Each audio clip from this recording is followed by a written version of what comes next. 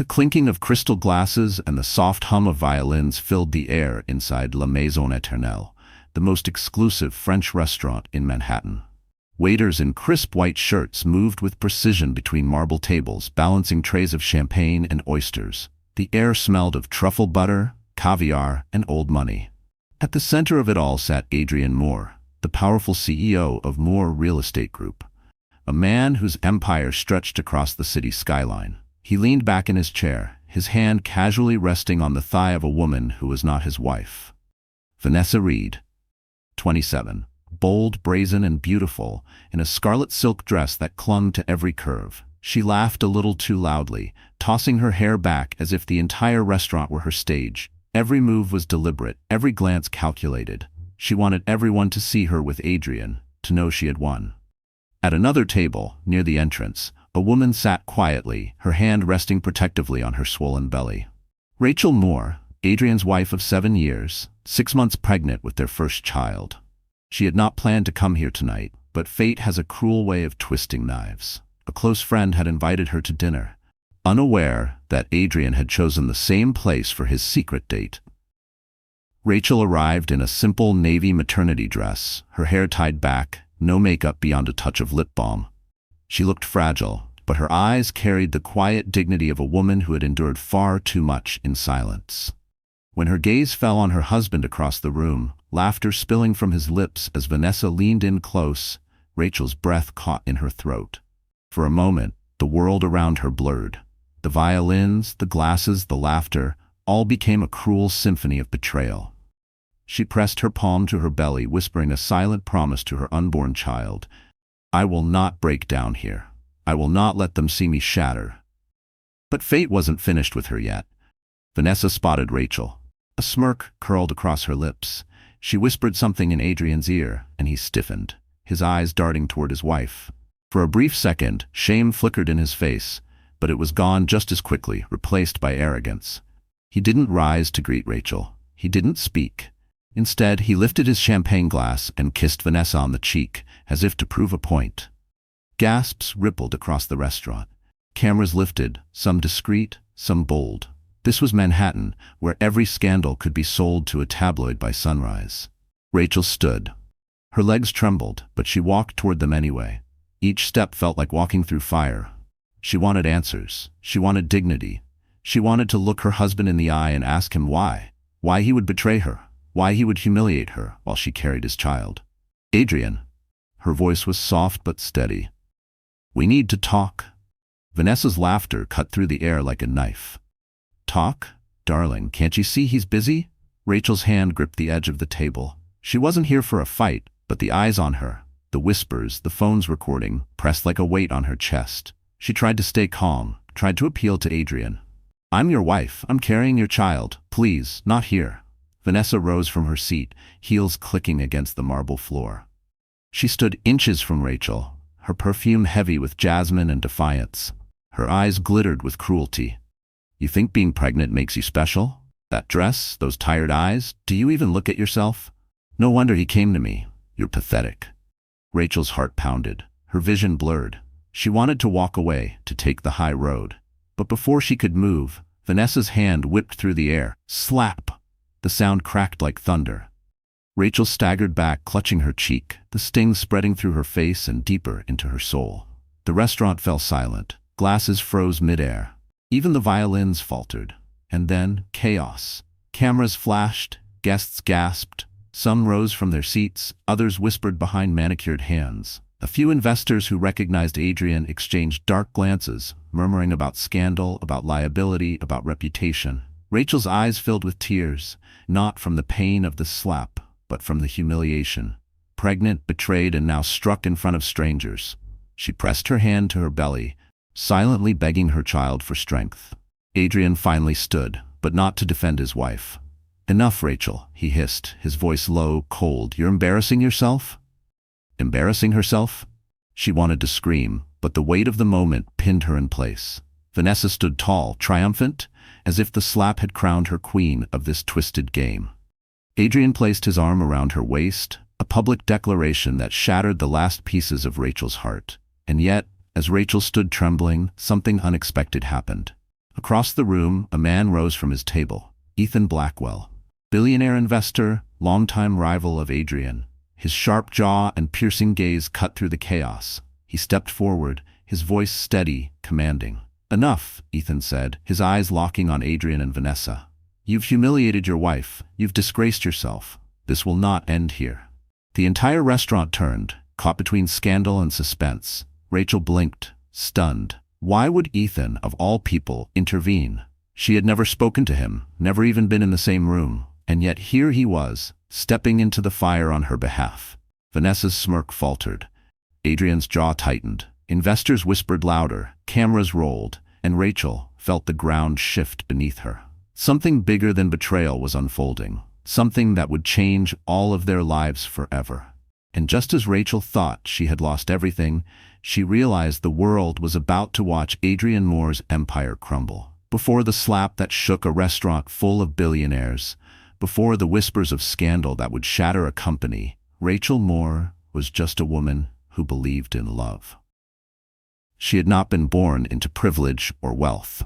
She grew up in a small town in Pennsylvania, where summers smelled of fresh-cut grass and winters meant snow boots lined up at the back door. Her parents ran a modest bakery on Main Street.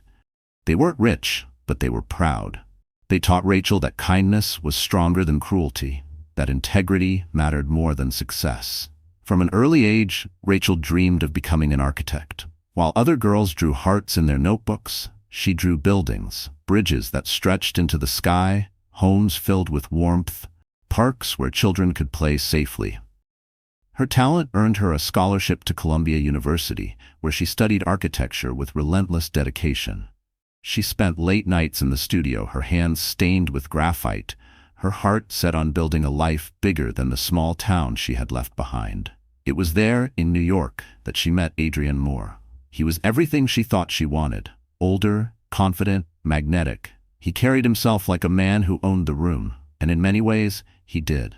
Adrian was already climbing the ladder in real estate, charming investors and outsmarting rivals. To Rachel, he seemed unstoppable, a force of ambition wrapped in a smile that made her forget her doubts. Their romance was quick, intoxicating. He took her to rooftop dinners, whispered promises of forever, told her she was the missing piece of his empire. For the first time in her life, Rachel allowed herself to believe in a fairy tale. When Adrian asked her to marry him under the glittering lights of the Brooklyn Bridge, she said yes without hesitation. At first, life felt perfect. They moved into a sleek penthouse overlooking Central Park. Adrian's career soared, and Rachel supported him in every way she could. She set aside her own ambitions, shelving her dreams of designing buildings to become the anchor in his storm. She cooked his meals, attended his galas, smiled beside him in photographs. She told herself it was temporary, that one day when things settled, she would return to her own passions. But things never settled. As Adrian's empire grew, so did the distance between them. He came home later, his phone always buzzing, his laughter reserved for others. Rachel noticed the small changes first. The cologne that wasn't his, the lipstick stains she couldn't explain, the way his eyes wandered at parties, but each time she confronted him, he brushed her off. "You're imagining things," he would say with a smirk. "You're hormonal. Don't embarrass yourself." Still, Rachel held on. She told herself marriage was about patience, about weathering storms. And when she discovered she was pregnant, she believed it was the miracle that would heal them. She imagined Adrian holding their child, imagined family dinners, imagined love rekindled by the tiny heartbeat growing inside her. For a few weeks, it seemed possible. Adrian smiled when she told him, kissed her forehead, promised he would be there. But the promises faded quickly. Her pregnancy was hard. Morning sickness turned into all-day sickness. Her body ached. Some days, she could barely stand without dizziness washing over her. Yet Adrian was never home. He was at meetings, at parties, at networking events that stretched until dawn. Rachel spent lonely nights in their vast penthouse, one hand on her belly, whispering to the baby so she wouldn't feel so alone. She sacrificed everything for him. When her former professors called with opportunities, she turned them down. When her friends invited her out, she declined, too exhausted and too ashamed to admit that her husband's love was slipping away. She wore simple dresses, Not because she didn't long for beauty, but because she knew Adrian would scoff at her spending money on herself. The cracks in their marriage deepened. The man she once believed was her soulmate now treated her like a burden. "You slow me down," he said once, after she begged him to spend a weekend together. "Do you even know how much pressure I'm under?" Investors expect results, not excuses. She swallowed the pain again and again because she thought love required endurance. But deep inside, she knew she was breaking. And then came Vanessa Reed. Rachel had heard her name whispered at company events. Young, ambitious, glamorous. Vanessa was everything Rachel wasn't anymore. Carefree, sparkling, untouched by responsibility. Adrian didn't hide it well. He started bringing Vanessa to functions where Rachel used to stand at his side. He flaunted her in ways that felt like knives cutting through Rachel's heart. Yet Rachel stayed silent. She thought of her child, of stability, of the family she still believed she could hold together. Behind closed doors, she wept. She wept into her pillow when Adrian didn't come home. She wept when she found receipts for dinners she had never shared, jewelry she had never received.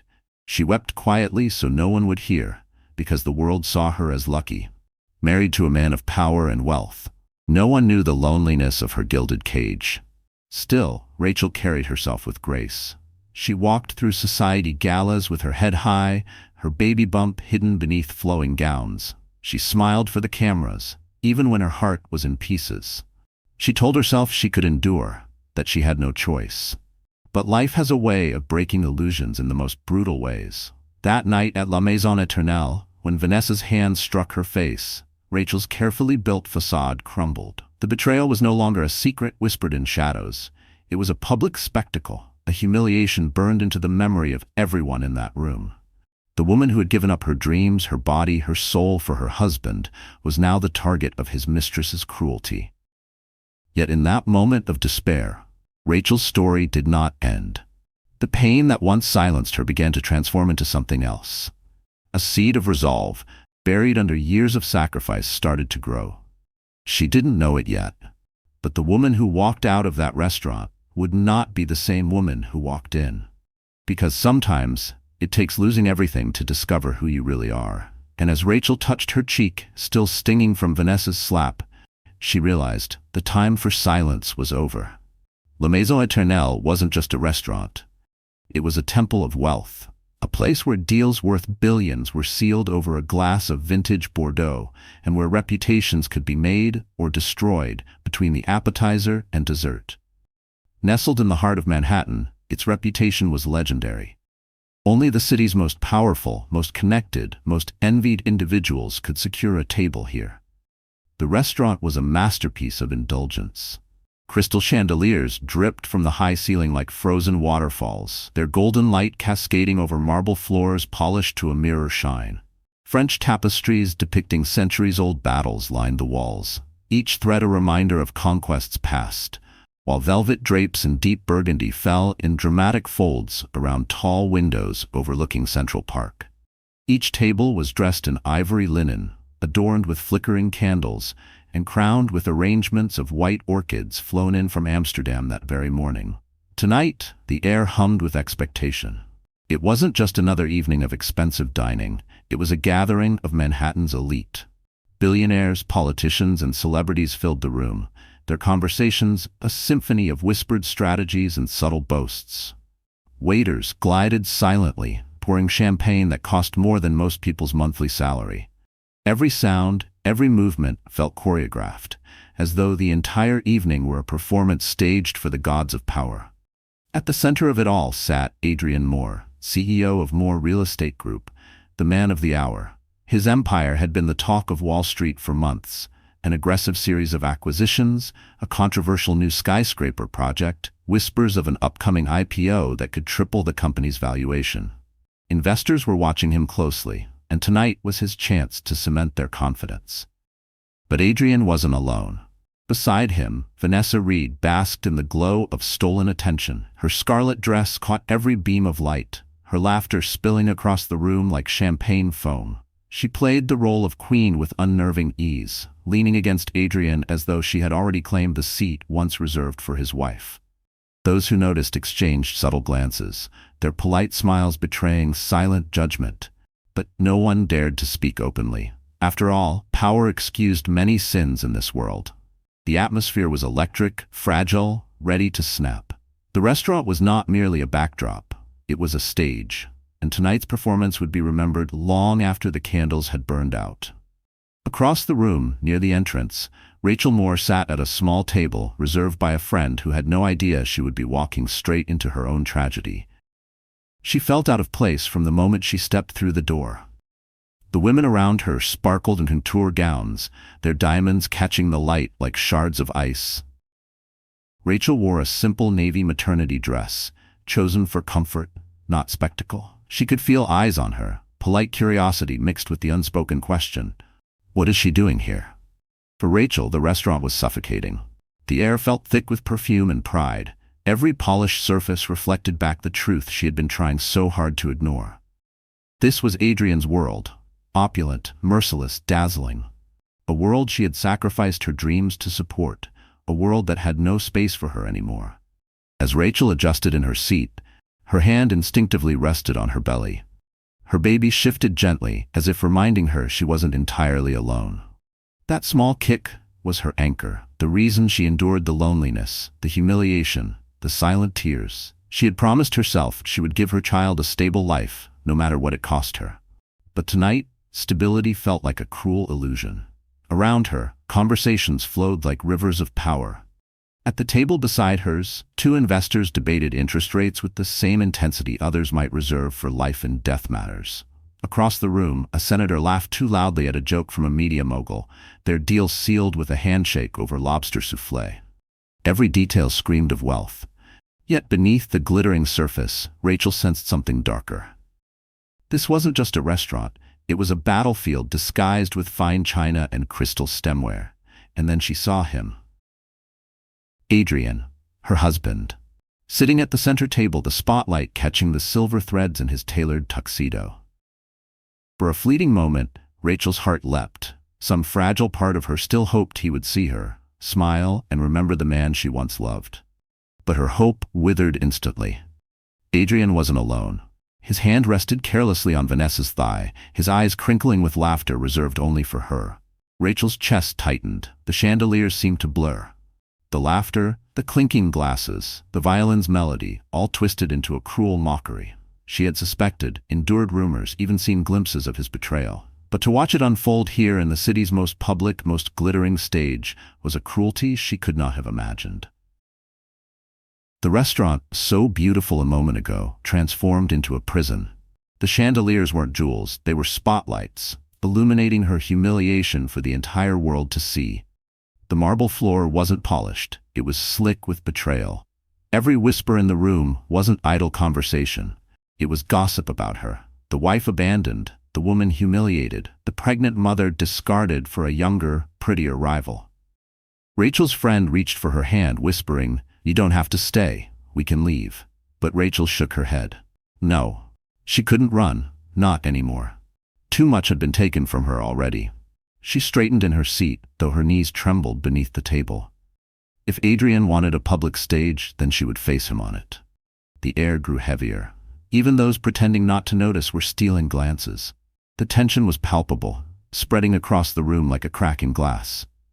It was only a matter of time before it shattered completely. Rachel's eyes locked on Adrian. He glanced up, finally noticing her. For a heartbeat, their gazes collided, hers filled with hurt and betrayal, his with fleeting panic, quickly masked by arrogance. Instead of rising to greet her, instead of acknowledging her presence, Adrian lifted his glass and kissed Vanessa's cheek, daring the world to watch. Gasps rippled through the restaurant. A senator's fork clattered to his plate. A journalist near the bar reached for her phone. Somewhere, a flash went off. The first of many. The stage was set. The actors were in place. And though none of them knew it yet, the curtain was about to rise on a scandal that would topple an empire. And as Rachel placed her trembling hand on her belly, she realized this wasn't just a restaurant anymore. It was the battlefield where her marriage would finally burn. If La Maison Éternelle was the stage, then Adrian Moore and Vanessa Reed were the actors who demanded the spotlight. They thrived on it, fed off it, and tonight they believed they were untouchable. Adrian had spent years crafting his image, the self-made CEO, the visionary who could bend Manhattan's skyline to his will. He was tall, broad-shouldered, and always immaculately dressed. His salt-and-pepper hair and tailored tuxedo gave him the aura of control of a man who belonged in power. Investors admired him, employees feared him, and the media adored him. But beneath that polished exterior, Adrian carried something darker, a hunger for validation so insatiable it left nothing sacred. To Adrian, life was a game of conquest. Buildings, contracts, women, it didn't matter. Everything was a prize to be won and displayed. And Rachel, his wife, had once been his greatest prize. She was brilliant, beautiful, and she had given him stability when he was clawing his way to the top. But as his empire grew, so did his arrogance. Rachel's sacrifices, her quiet loyalty, no longer felt like treasures to him. They felt ordinary. He wanted more. That more came in the form of Vanessa Reed. Vanessa was not subtle. At 27, she radiated ambition like perfume. She was the kind of woman who knew the value of her beauty and wielded it like a weapon. Her Instagram was a glossy highlight reel of designer dresses, champagne brunches, and carefully staged candid shots that screamed for attention. But behind the curated glamour was a ruthless determination. She had clawed her way out of obscurity, and she wasn't about to stop until she sat on a throne of her own making. When Adrian first noticed her at a corporate event, an assistant trailing behind a senior investor, he saw youth and desire wrapped in a package that made him feel alive again.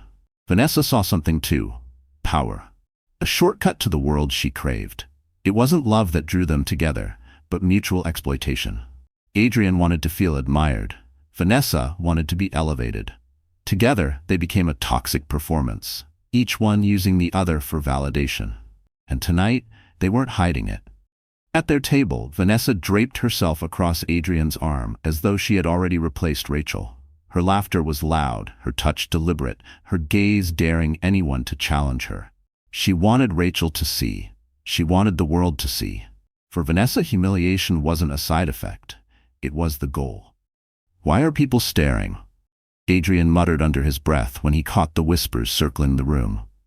Vanessa smirked, sipping her champagne slowly. "Because they know you're a man who gets what he wants. Let them stare. It makes us untouchable." Her words stroked Adrian's ego, feeding the very arrogance that had led him here. He leaned back in his chair, scanning the restaurant like a king surveying his kingdom. When his eyes landed on Rachel, his jaw tightened, but he forced himself to smile at Vanessa instead. Admitting guilt wasn't in his vocabulary. Rachel's presence threatened his control. He hadn't expected her to be here, hadn't prepared for the confrontation. For a moment, he considered standing, walking over to her, smoothing things over with whispered promises. But Vanessa's hand slid over his, nails digging lightly into his skin. It was a warning. "Don't you dare." Adrian stayed seated. He lifted his glass, kissed Vanessa on the cheek, and pretended Rachel didn't exist. For Vanessa, that was victory enough. But she wasn't satisfied yet. When Rachel finally approached their table, trembling but determined, Vanessa's smile sharpened like a blade. She rose gracefully, heels clicking against marble, and looked Rachel up and down with deliberate cruelty. "Well, if it isn't the dutiful wife," Vanessa sneered, her voice dripping with mock sweetness. "I almost didn't recognize you in that dress. How brave of you to show your face here." Rachel's lips parted, but her voice was soft, fragile. "Adrian, please, not here. We need to talk." Adrian's eyes flickered with annoyance. Her plea wasn't just inconvenient, it was dangerous. The investors nearby were watching closely. He couldn't appear weak, couldn't let his wife's emotions crack the image he had built. So he chose arrogance. "Rachel," he said coldly, "you're embarrassing yourself." Vanessa's laughter followed his words, a cruel, throaty sound that made Rachel's stomach twist. Then, with deliberate theatrics, Vanessa leaned closer until their faces were inches apart. "You think being pregnant makes you special?" she hissed. "It makes you pathetic. Look at you, tired, frumpy, clinging to a man who doesn't want you. Adrian deserves better. He deserves me." And then came the slap. The sharp crack silenced the room. It wasn't just a slap across Rachel's face, it was a declaration. Vanessa wasn't simply stealing a husband, she was erasing the wife. Adrian didn't rush to defend Rachel. He didn't scold Vanessa. He stood, but only to place his arm around his mistress, a gesture that sealed his betrayal in front of everyone. To him, Rachel was no longer a partner, she was an obstacle. The cruelty was staggering. Rachel, carrying his child, had become invisible. And Vanessa, fueled by venom, relished every second of her triumph. What neither of them realized as they basked in their arrogance was that the world was watching. Investors, journalists, rivals, they all saw Adrian not as a powerful CEO, but as a man consumed by weakness. They saw Vanessa not as glamorous, but as vicious. The performance that Adrian thought displayed dominance was in fact the beginning of his downfall. Because reputations are fragile, power can crumble overnight, and cruelty, when displayed so publicly, always carries a price.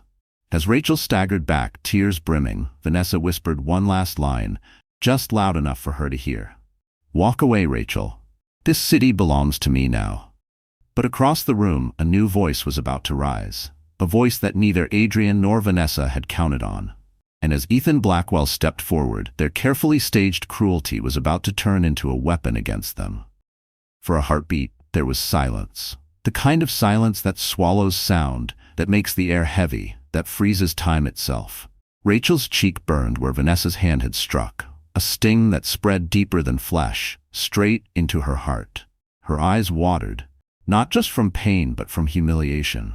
Pregnant, vulnerable, and betrayed, she stood in the middle of the city's most elite dining room like prey surrounded by predators. And then the silence shattered. Gasps erupted. Crystal glasses clinked against plates as guests jolted upright. The violinist faltered mid-note, the melody collapsing into chaos. A senator's wife covered her mouth, eyes wide. An investor whispered harshly to his companion, "Did you see that?" Another guest already had his phone raised, recording every second. Within seconds, the slap wasn't just an act of cruelty, it was a spectacle. And spectacles never stayed secret in Manhattan. Rachel staggered back, her hand instinctively pressing against her belly. A hush fell again, his wife, as though the entire room held its breath, waiting to see if the pregnant woman would collapse. Her strength wavered, but she stayed standing. Tears brimmed but didn't fall. She refused to give Vanessa that satisfaction. Adrian, instead of rushing to his wife, tightened his grip on Vanessa's waist. His voice was cold, cutting. "Enough, Rachel, you're embarrassing yourself." The words sliced deeper than the slap. Gasps rippled again, louder this time. Even the most hardened power brokers in the room felt the cruelty of a man choosing pride over compassion, arrogance over decency. Rachel whispered, her voice trembling, "I'm your wife. I'm carrying your child." Vanessa laughed, tossing her hair back, savoring the spectacle. "And you're still nothing," she sneered. The humiliation was unbearable. But the humiliation was also public, and that made it dangerous. At the back of the room, a journalist from the New York Observer lowered her wine glass, her eyes alight. Scandal was her currency, and tonight she had struck gold. She typed furiously into her phone, "Billionaire CEO Adrian Moore spotted with Mistress. Pregnant wife slapped in luxury restaurant." By the time dessert was served, the headline would be trending. Investors at nearby tables shifted uncomfortably. One leaned toward another, murmuring, "This could kill the IPO." Another shook his head, whispering, "If he can't control his personal life, how can he run a billion-dollar company?" Adrian heard the whispers, saw the looks, and for the first time that night, his arrogance faltered. His empire was built on confidence, on perception, on the illusion that he was untouchable. But perception was fragile, and tonight it was unraveling. Still, Vanessa pressed on, intoxicated by her own triumph. She stepped closer to Rachel, her voice low but audible to everyone nearby. "Walk away, Rachel. You don't belong in his world anymore." Rachel's lips trembled, but before she could respond, another voice cut through the chaos. "Enough." It was Ethan Blackwell. The billionaire investor rose from his table with a commanding presence that silenced even the whispers. His sharp gaze locked on Adrian, his voice steady and resonant. "You've humiliated your wife, Adrian. You've disgraced yourself. And every person in this room will remember it." A murmur spread like wildfire. Ethan Blackwell was no ordinary man. He was Adrian's rival, a name whispered with both fear and respect across Wall Street. His words carried weight, and tonight they landed like blows. Adrian's jaw tightened. "Stay out of this, Ethan. This is my personal matter." Ethan's eyes didn't waver. There's nothing personal about publicly humiliating your pregnant wife. It speaks to your character, or lack of it. And character, Adrian, is what keeps investors' trust.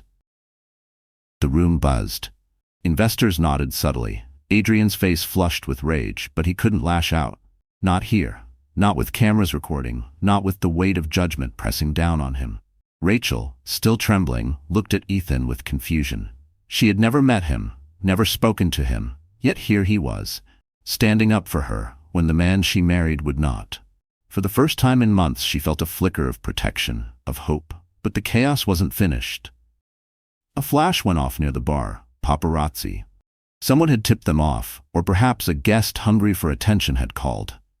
Within minutes, photos would flood social media. Adrian Moore embracing his mistress, his pregnant wife weeping, Ethan Blackwell standing like a guardian in the middle of it all.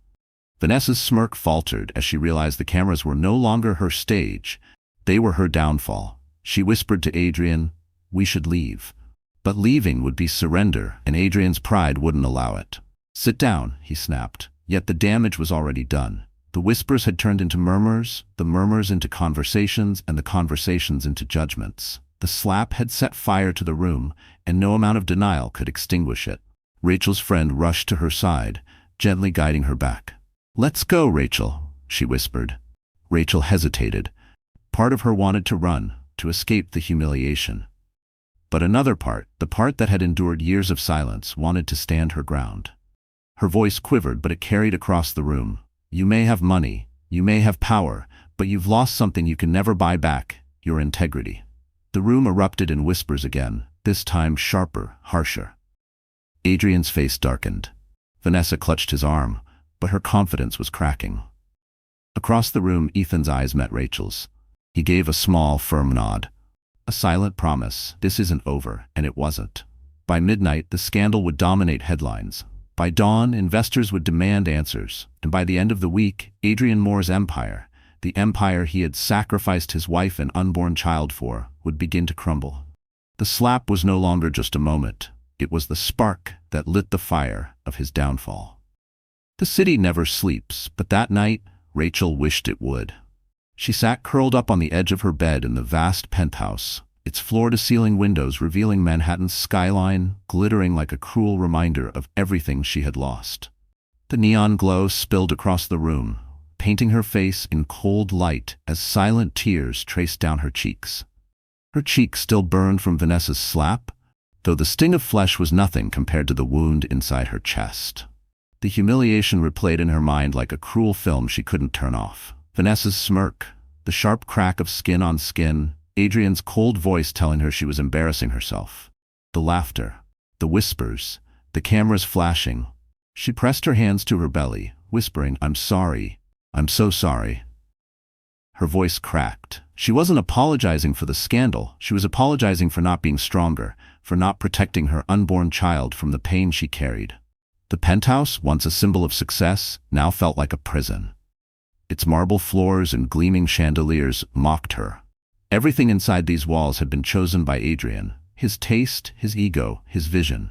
Not hers. She had given up her voice long ago, telling herself it was love, that supporting his dreams was enough.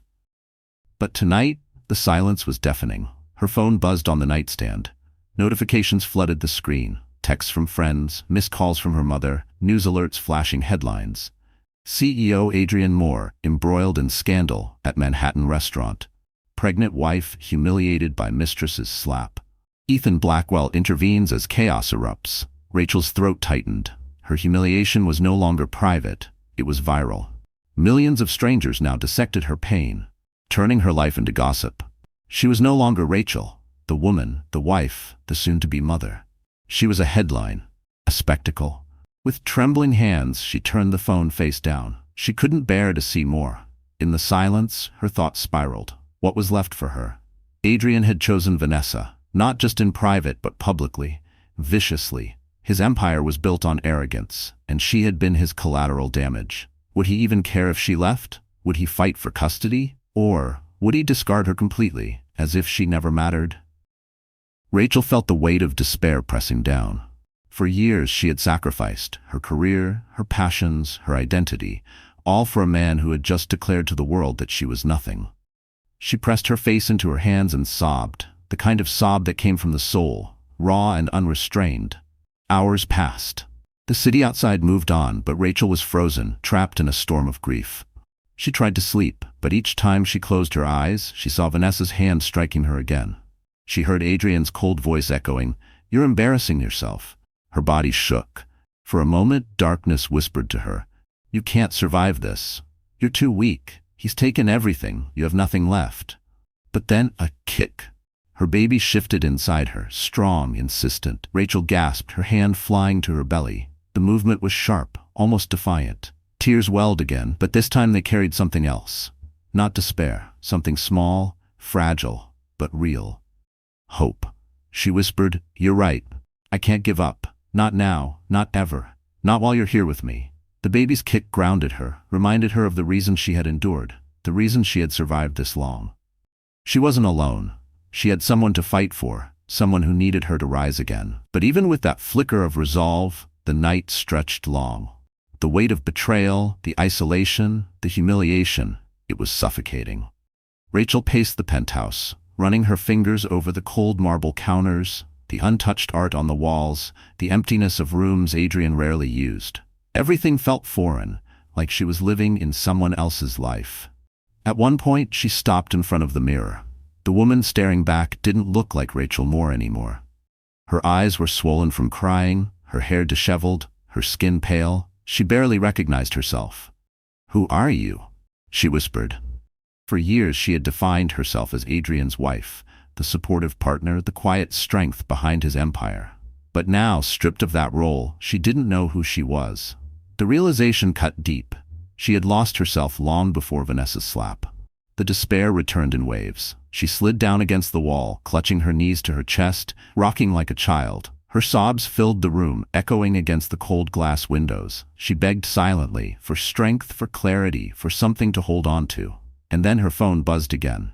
This time it wasn't a news alert or a friend's pity. It was a message from an unknown number. "Rachel, don't let this break you. I saw what happened. You deserve better, E.B."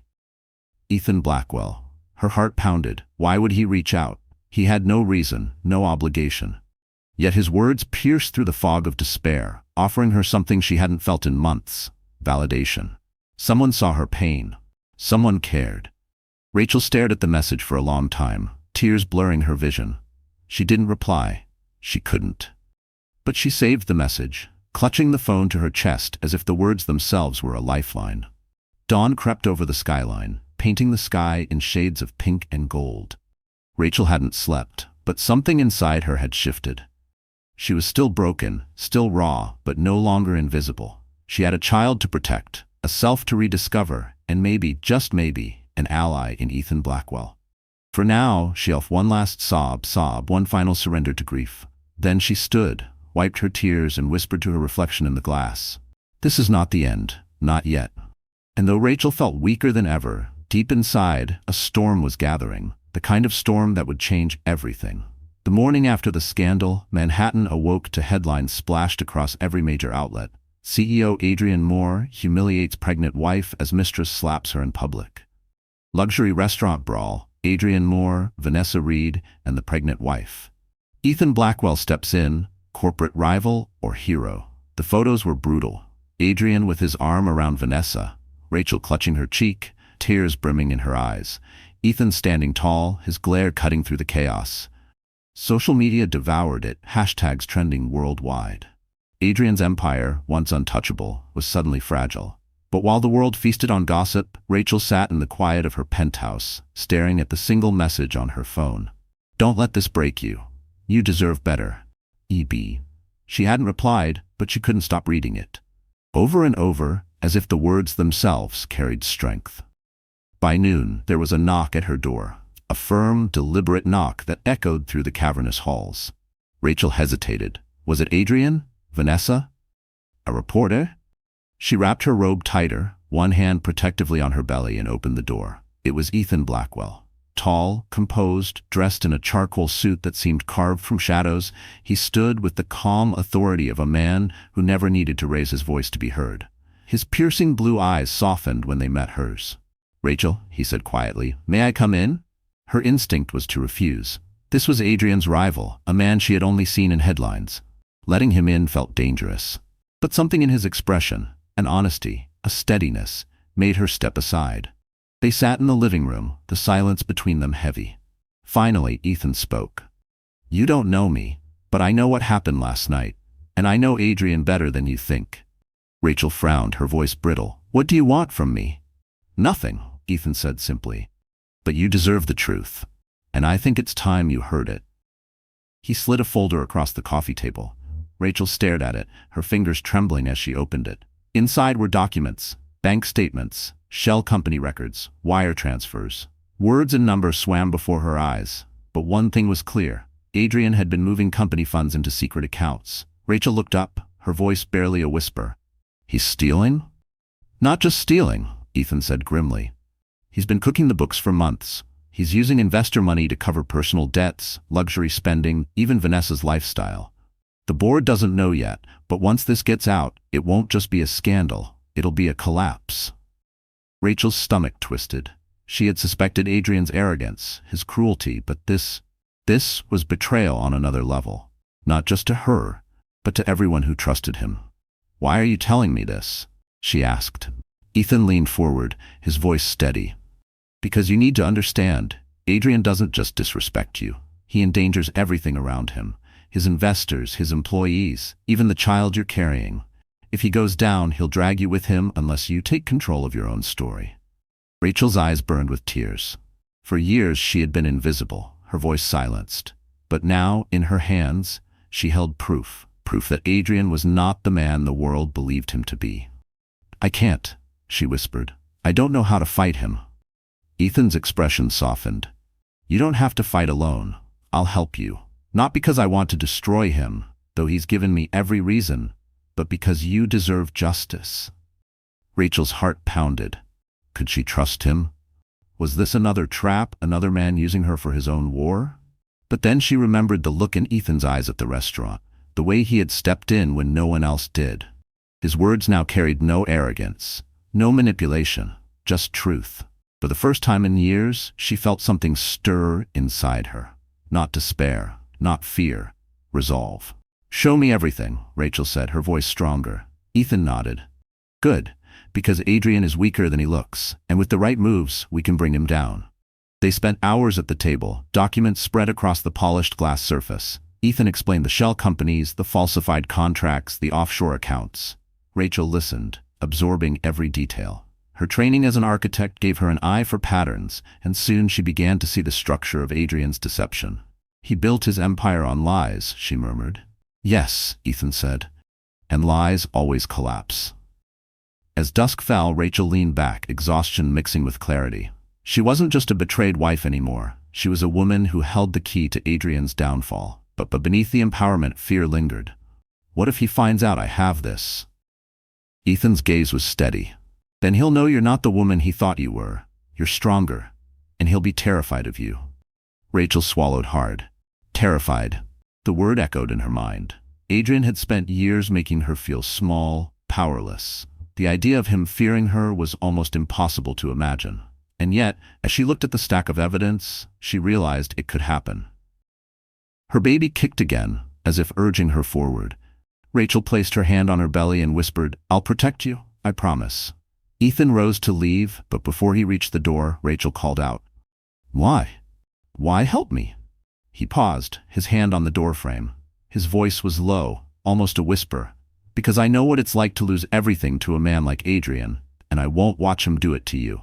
With that, he left, the door clicking shut behind him. Rachel stood alone in the penthouse, the city's lights glowing against the glass. In her hands, she held proof of Adrian's betrayal, not just of her, but of the world. For the first time in years, she wasn't powerless. And as she stared at the documents, Rachel realized, the man who had tried to destroy her was already standing on the edge of his own downfall. All she had to do was give him the final push. For days, Rachel lived in a haze of exhaustion and quiet determination. The scandal still rippled through Manhattan, her name still on headlines, her humiliation replayed on talk shows and gossip blogs. But something had shifted inside her. She no longer felt like prey. She no longer saw herself as the weak woman Adrian had tried to erase. She had evidence, she had Ethan's support, and most importantly, she had a child to fight for. Her breakdown had stripped her to nothing. But from nothing, something new was born. The first step was small, almost unnoticeable. She walked into her closet, the vast room Adrian had designed as a shrine to excess. Rows of designer gowns, purses, shoes, most of them chosen by Adrian, not her. They had always made her feel like a mannequin in his fantasy, not herself. For the first time she looked at them with clarity. None of it mattered. Not the labels, not the price tags. They were symbols of his control, not her identity. She gathered the gowns into boxes, calling a charity foundation to pick them up. The assistants gasped when she said, "Yes, all of it." By nightfall, the closet was bare, except for a few simple pieces she had bought herself long ago. Clothes that felt like her. Next came her hair. Rachel stood before the bathroom mirror, scissors trembling in her hand. For years, Adrian had insisted she keep it long because he liked it that way. Tonight, she didn't care what he liked. With a deep breath, she cut. Strands fell to the marble floor, each snip a release of old chains. When she was done, her reflection startled her. Shorter hair, sharper lines, fiercer eyes. For the first time in years, she saw herself, not Adrian's version of her. But transformation wasn't just appearance, it was mindset, and that required facing the truth. Rachel dug out her old portfolio, tucked away in the back of a drawer. Sketches of buildings, designs for community centers, blueprints she had once dreamed of bringing to life. She traced the pencil marks with her fingers, tears welling. She had given all of this up to support Adrian, to be the silent partner in his empire. But the passion was still there, waiting to breathe again. "You were never just a wife," she whispered to herself. "You were always more." Her baby kicked as if agreeing. The next morning she called an old professor from Columbia, someone who had once mentored her. The voice on the other end was warm, surprised, and encouraging.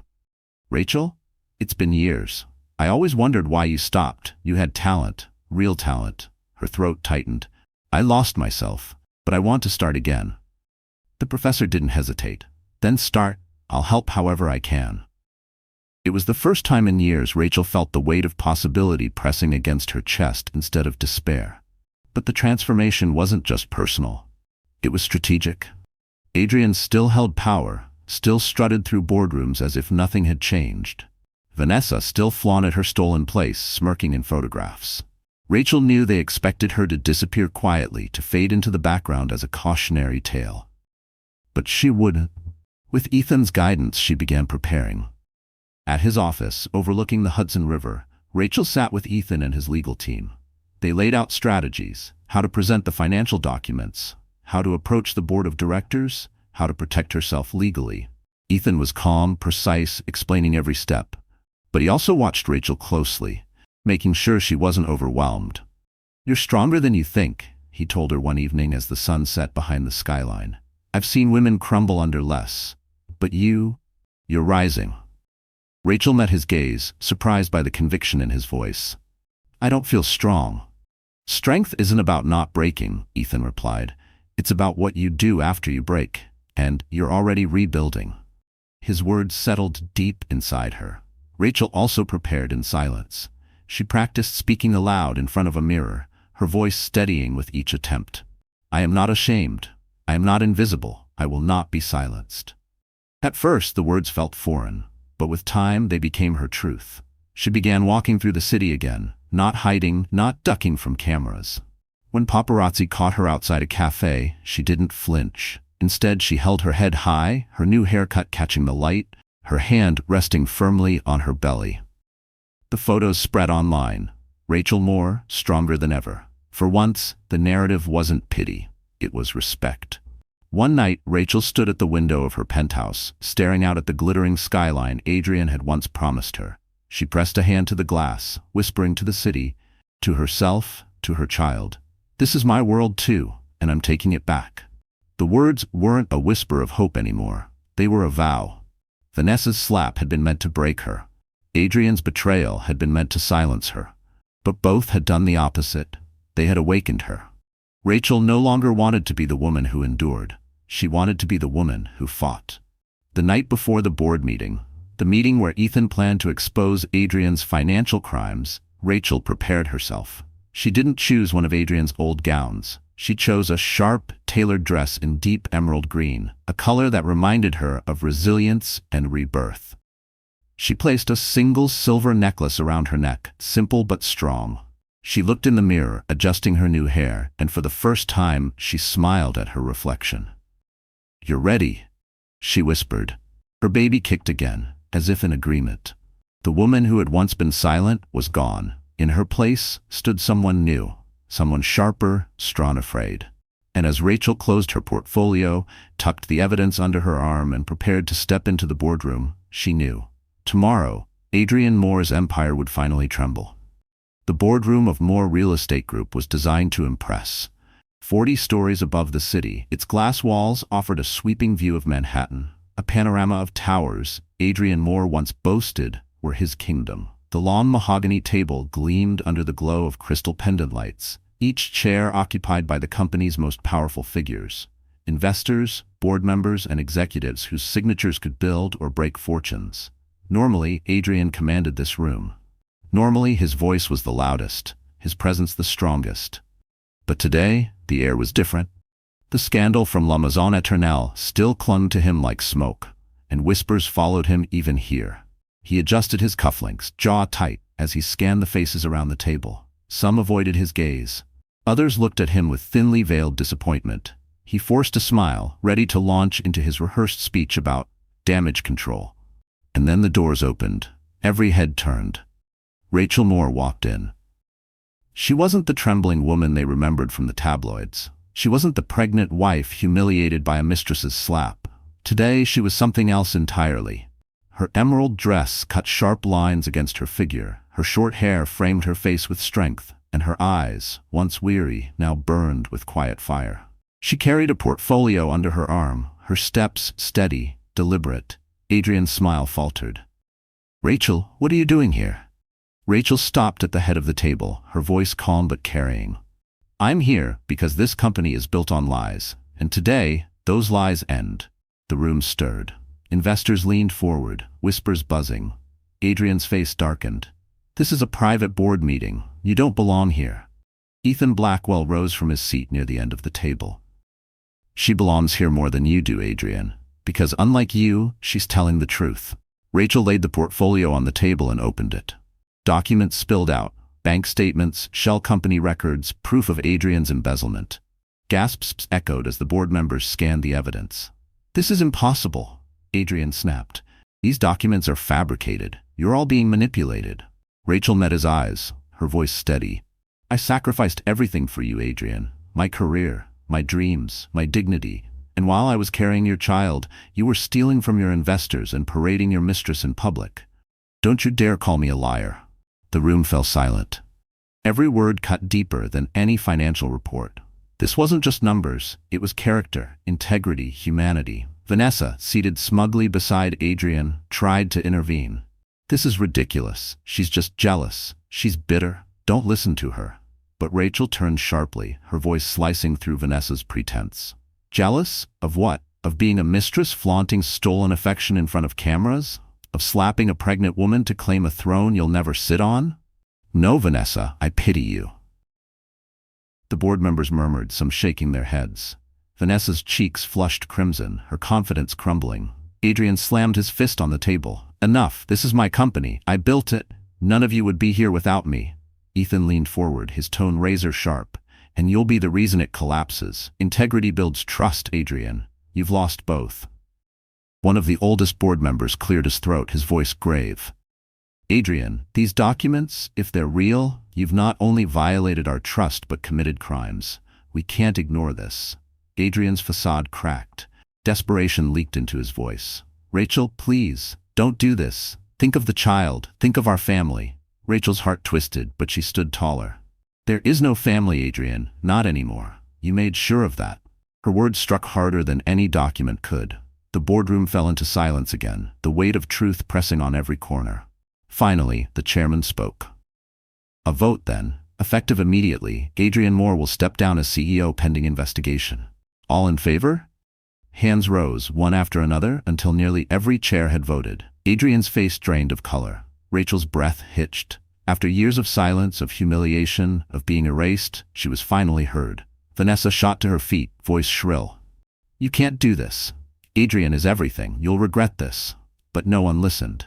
She was background noise now, her power gone. She grabbed her purse, storming out of the room, heels clicking like a retreating drumbeat. Adrian sank into his chair, his arrogance stripped away, his empire crumbling around him. For the first time, he looked small.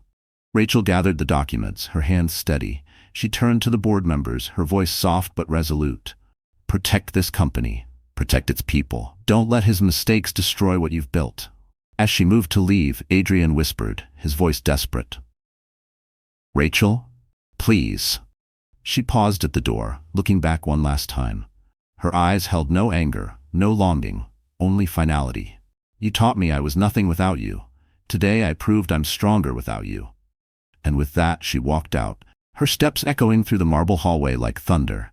Ethan caught up to her outside the boardroom. For once, Rachel allowed herself to exhale, her shoulders trembling as the weight of years lifted. Ethan gave her a small smile, steady and proud. "You did it," he said quietly. Rachel nodded, her hand resting on her belly. "We did it.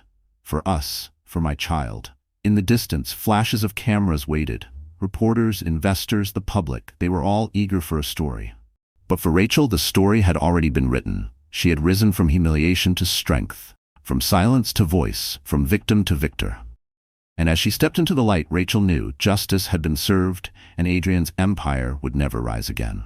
The storm had passed, but its echoes lingered across Manhattan. News outlets buzzed with the downfall of Adrian Moore. Investors distanced themselves, stocks wavered, and his once gilded empire crumbled under the weight of his greed. His face, once plastered on magazine covers with headlines of success, now appeared beneath words like scandal, betrayal, and disgraced. Vanessa Reed tried to spin the narrative in her favor, posting carefully curated photos online, but the world had seen too much. Her name became synonymous with cruelty. No brand, no investor, no social circle wanted her near. What she thought was her crown had turned into chains of shame. But Rachel was no longer the broken wife in the shadows. She had become something far greater. In the weeks that followed the boardroom showdown, Rachel felt an unfamiliar peace settle over her.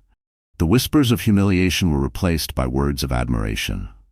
Strangers stopped her in cafes, not with pity, but with respect. "You're brave," they said. "You give us hope." At first, Rachel didn't know how to respond. She had never seen herself as brave.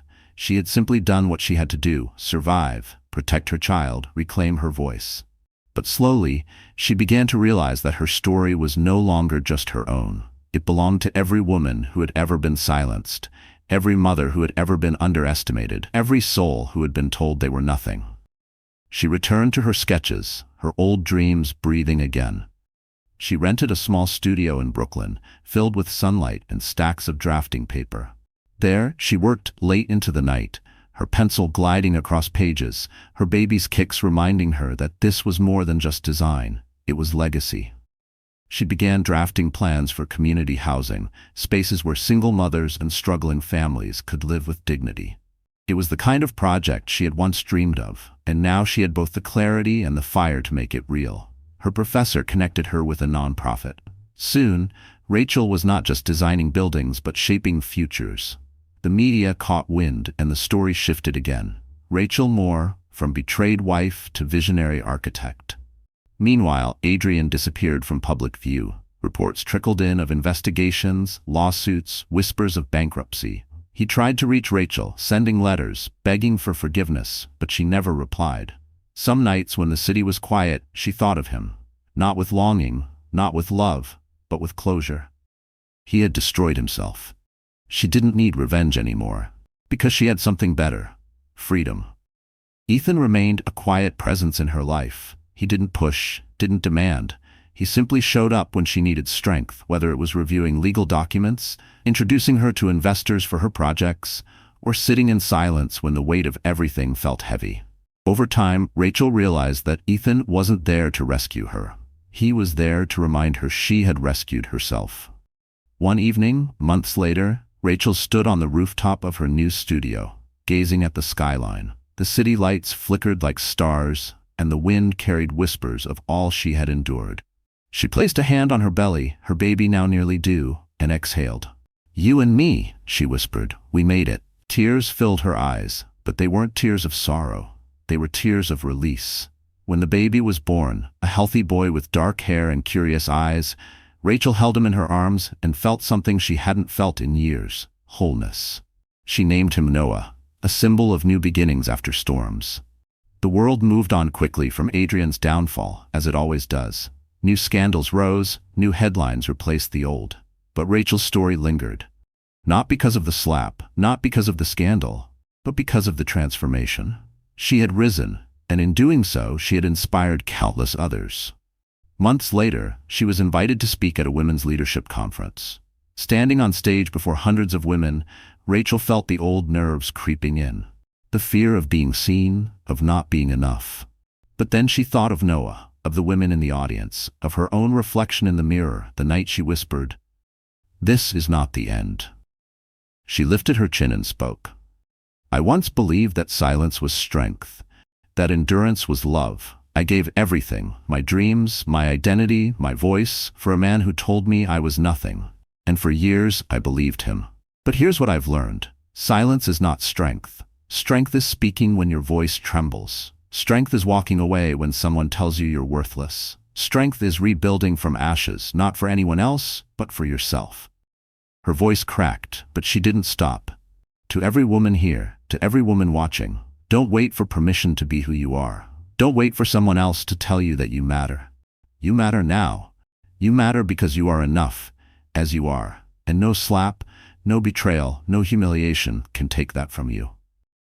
The room erupted in applause. Women stood, clapping, some with tears streaming down their faces. Rachel closed her eyes, letting the sound wash over her, not as validation but as proof. Proof that she was no longer the woman in the shadows. She was the light. Later, as she cradled Noah backstage, she whispered, "This is our story, but it's just the beginning." For the first time in years, Rachel felt free, not because Adrian was gone, not because revenge was won, but because she had found herself again. And as the curtain closed on her old life, Rachel Moore stepped fully into her new one, stronger, braver, unshakable. A woman who proved that even in the darkest betrayal, a new dawn always waits.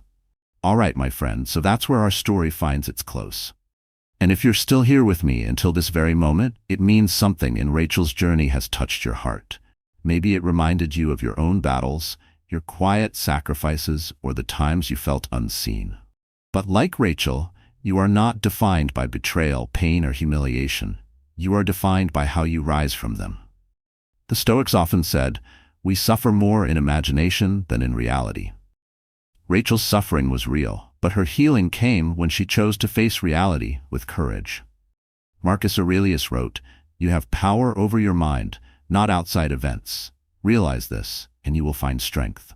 That's what Rachel did. She stopped trying to control Adrian's choices and instead reclaimed her own.